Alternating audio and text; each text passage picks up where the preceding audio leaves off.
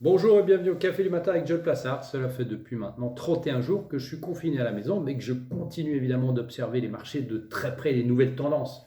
Aujourd'hui, je me focalise sur un sujet qui me tient particulièrement à cœur, c'est l'utilisation de l'argent en espèces. On a vu depuis le début de la crise du coronavirus que l'utilisation de l'argent liquide était en très nette baisse. Lorsque l'Organisation mondiale de la santé a publié une note le 9 mars dernier indiquant qu'il fallait, dans la mesure du possible, que les gens n'utilisent pas de l'argent liquide, vous avez beaucoup de gouvernements et des détaillants qui ont pris des décisions très fortes. On se souvient par exemple que la Chine a brûlé plusieurs milliers de billets de banque ou les a désinfectés pour ne pas que le Covid-19 ne se propage à l'intérieur du pays. La Corée du Sud a pris la même décision. Aux États-Unis, on peut noter que la Réserve fédérale américaine a stocké une bonne partie de l'argent liquide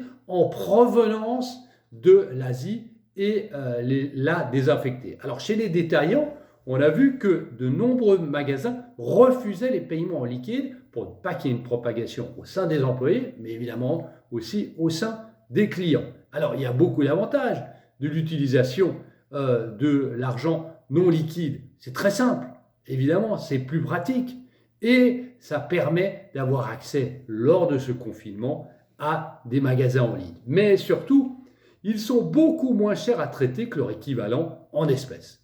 Alors, le passage au paiement total sans espèces n'est pas pour demain et ne semble pas si simple, puisque les paiements en ligne paraissent faciles, mais ils subsistent à un manque de normalisation du système qui retarde les paiements et crée des goulets d'étranglement assez importants. Merci beaucoup, passez une très bonne journée, restez chez vous et lisez mon morning.